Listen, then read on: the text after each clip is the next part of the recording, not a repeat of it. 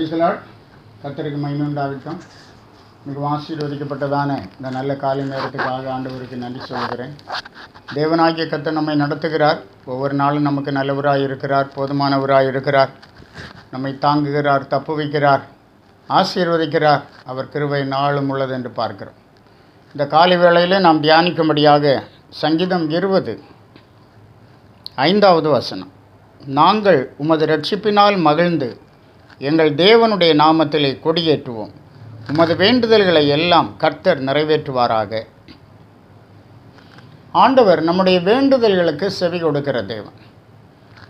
உமது வேண்டுதல்களை எல்லாம் கர்த்தர் நிறைவேற்றுவாராக என்று சொல்லப்பட்டிருக்கிறது. இன்றைக்கு ஆண்டவருடைய பிள்ளைகளாகிய நாம் இவ்வளவு தலை நிமிர்ந்து நிற்க காரணம் என்னவென்றால், கர்த்தர் நம்முடைய ஜெபத்தை கேட்கிறார். தேவன் நம்முடைய வேண்டுதலை கேட்டிருக்கிறார். தேவன் நம்முடைய வேண்டுதல்களை எல்லாம் நிறைவேற்றி இருக்கிறார். ஆகவே நாம் சந்தோஷமாக இருக்கிறோம்.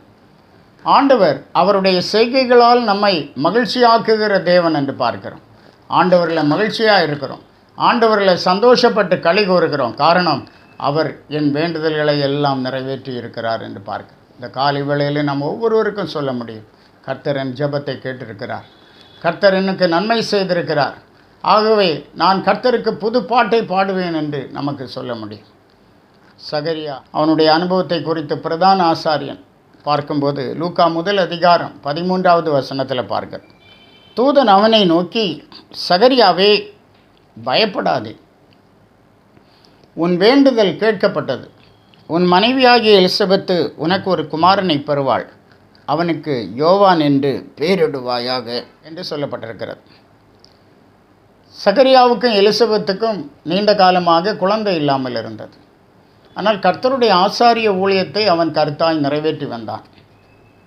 ஆண்டவரை நோக்கி ஜெபம் பண்ணி வந்தான். ஏற்ற வேளையில் கர்த்தர் அவனுக்கு யோவானை கொடுத்தார். உன் வேண்டுதல் கேட்கப்பட்டது என்று சொன்னார். இந்த காலை நேரத்திலும் ஆண்டவருடைய வார்த்தை உங்களுக்கு, உங்கள் வேண்டுதல் கேட்கப்பட்டது. கர்த்தர் உங்கள் வேண்டுதலை கேட்டிருக்கிறார். அவர் செய்ய வேண்டியதை உடனடியாக செய்வார். கொலோசையர் 1 படிக்கிறோம் 5 வசனத்தில்,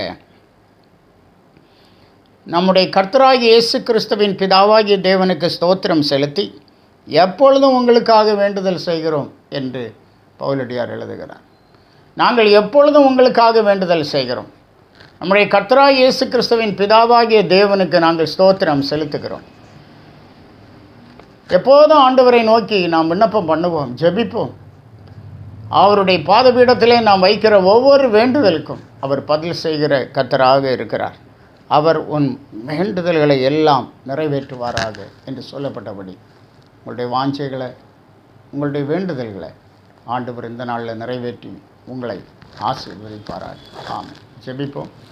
கிருபையுள்ள நல்ல கர்த்தாவே, நன்றியோடு துதிக்கிறோம். நீர் வேண்டுதல்களை நிறைவேற்றுகிற தேவன். உடைய பிள்ளைகளுடைய வாஞ்சைகளை அறிகிறவர். கர்த்தர் கண்பார், ஒவ்வொருவரையும் பலப்படுத்தும்.